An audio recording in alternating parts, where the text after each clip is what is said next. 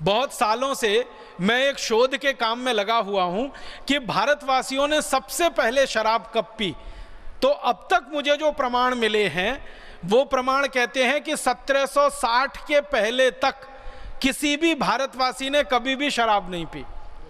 पहली बार इस देश में 1760 में शराब पी गई और वो कलकत्ता में पी गई, और वहाँ पर एक अंग्रेजी शराब की दुकान पर पहली बार शराब बिकी और भारतवासियों ने पी, और उस शराब की दुकान को स्थापित कराया रॉबर्ट क्लाइव नाम के एक अंग्रेज ने।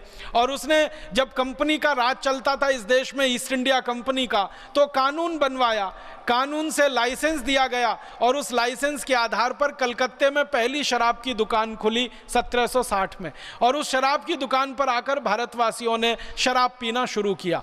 रॉबर्ट क्लाइव के समय में जब यह शराब की दुकान खुली और जिस अंग्रेज अधिकारी की पहली नियुक्ति इस दुकान पर हुई, उस अंग्रेज अधिकारी को एक बार लंदन की संसद में बुलाया गया था बयान देने के लिए।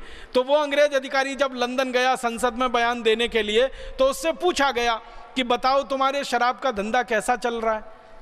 तो उसने कहा बहुत अच्छा चल रहा है। तो अंग्रेज संसदीय समिति के सदस्यों ने कहा ये तुम क्या बोल रहे हो, भारत में शराब का धंधा अच्छा चल रहा है। उसने कहा हाँ बहुत अच्छा चल रहा है। तुम्हारे पहले कैसा चलता था? उसने कहा मेरी शराब की दुकान खुलने के पहले तो कोई शराब पीता ही नहीं था। मैं तो पहला आदमी हूं जिसने कलकत्ता के लोगों को शराब पीना सिखाया।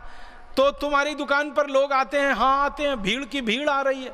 तो तुमने क्या किया उनको अपनी दुकान पर बुलाने के लिए, आकर्षित करने के लिए? तो उसने एक बात कही संसदीय समिति के सामने, जो अंग्रेजों की संसद के रिकॉर्ड्स में दर्ज है।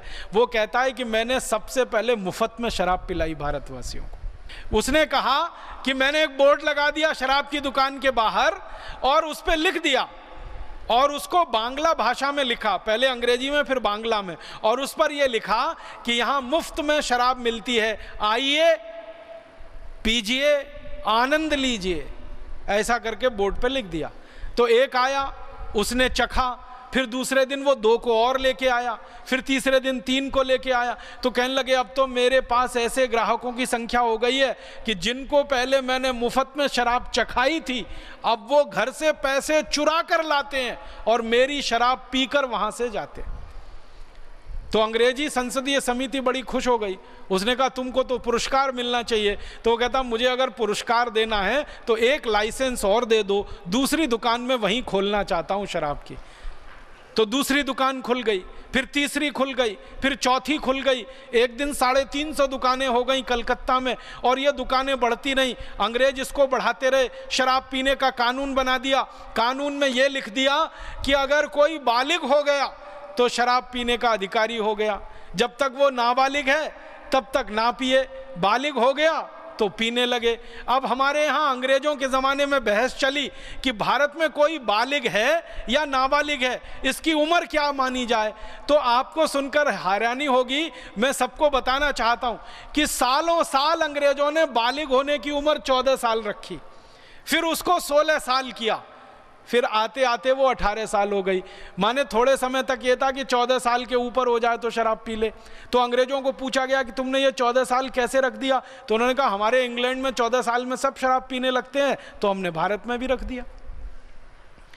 आप जानते हैं इंग्लैंड में 12-14 साल के बच्चे शराब पीने लगते हैं, क्योंकि उनके माता पिता पीते हैं, देख देख के वो भी पीने लगते हैं। यूरोप में भी 12-14 साल में शराब पीने लगते हैं। तो चूंकि यूरोप और इंग्लैंड में 12-14 साल में शराब पीने लगते, तो भारत में भी वही उम्र उन्होंने रख दी। फिर थोड़े दिन बहस होकर 16 साल किया, फिर उसको 18 साल कर दिया। अब भारत सरकार को क्या करना चाहिए था?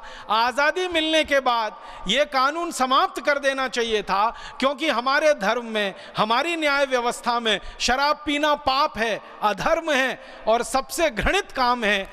तो ये खत्म होना चाहिए था। लेकिन भारत सरकार तो काले अंग्रेजों ने चलाई ना। उन्होंने क्या किया कि ये शराब के कानून को और ज़्यादा खुला कर दिया, और इतना खुला कर दिया कि पहले अंग्रेजों के ज़माने में जब शराब का कानून बना था ना, तो अंग्रेजों ने उस कानून में एक जगह ये लिखा हुआ था कि भारत में अगर कहीं मंदिर है, कहीं मस्जिद है, तो उसके दूर दूर 500 मीटर तक शराब की दुकान नहीं होनी चाहिए। अंग्रेजों ने कानून में ये लिखा। मंदिर है, मस्जिद है, गुरुद्वारा है, चर्च है, कोई धर्म स्थान है, उससे 500 मीटर दूर तक कोई शराब की दुकान नहीं होनी चाहिए। फिर इसी में अंग्रेजों ने एक और वाक्य जोड़ा था कि विद्यालय है, विश्वविद्यालय है, कॉलेज है, तो उसके दूर दूर 500 मीटर तक शराब की दुकान नहीं होनी चाहिए। इन काले अंग्रेजों ने तो उसको भी हटा दिया उसमें से। इन काले अंग्रेजों ने आज़ादी के बाद जो कानून बनाया है, अब वो कानून ये है कि मंदिर के सामने शराब की दुकान है, मस्जिद के सामने शराब की दुकान है, गुरुद्वारों के सामने शराब की दुकानें हैं, और खाली शराब की ही दुकानें नहीं है, उससे ज़्यादा और भी घृणित काम करने के दूसरे अड्डे वहाँ खोले हुए, जुए के अड्डे हैं, वैश्यावृत्ति के अड्डे हैं। ये अंग्रेजों का बनाया हुआ कानून है, और अंग्रेजों के बाद काले अंग्रेजों का बनाया हुआ कानून। परिणाम ये हुआ कि जिन अंग्रेजों ने एक शराब की दुकान खोली थी, आज इस देश में काले अंग्रेजों की मदद से लाइसेंसधारी शराब की दुकानें 32,000 हो गई हैं, और अगर आप बिना लाइसेंस वाली दुकानों को गिनेंगे तो वो 1 लाख से ज़्यादा हैं। गांव गांव शराब की दुकान खुल रही है। अगर आप कल्पना करिए 1 लाख शराब की दुकानें हैं, तो इसका माने भारत के हर 6 गांवों के बीच में एक शराब की दुकान है। अब काले अंग्रेजों की तैयारी चल रही है कि हर गांव में एक शराब की दुकान होनी चाहिए, माने हर गांव में 6,38,000 से ज़्यादा पूरे भारत में शराब की दुकानें होनी चाहिए, सारे देश को शराब में डुबो देना चाहिए। और इसकी नीति कई राज्यों में बनकर लागू हो रही है। कई राज्यों ने तो यहाँ तक तय कर लिया है कि गांव-गांव में ही शराब नहीं मिलेगी, वैन चलाएंगे शराब बेचने वाली। जैसे मरीजों को ले जाने के लिए चिकित्सा सहायता वैन होती है ना, वैसे शराब बेचने के लिए वैन। दिल्ली सरकार का फैसला, राजस्थान सरकार का फैसला, भारत के कई राज्य सरकारें अब वाहन चलाएंगी, मोबाइल वैन चलाएंगी, उनमें गांव-गांव जाकर, घर-घर जाकर शराब परोसी जाएगी और लोगों को बेची जाएगी। हम कैसे कहें भारत स्वतंत्र हो गया? अंग्रेजों ने भारतवासियों को शराब में डुबोया तो उनके पीछे स्वार्थ था कि भारतवासी नशे के शिकार बने, इनको गुलाम बनाया जाए और लूटा जाए। अब आज़ादी के बाद के काले अंग्रेज भी भारतवासियों को शराब में ही डुबोना चाहते हैं, तो कैसे कहें देश स्वतंत्र है, देश स्वाधीन है, देश आज़ाद है? अभी भी ये देश पर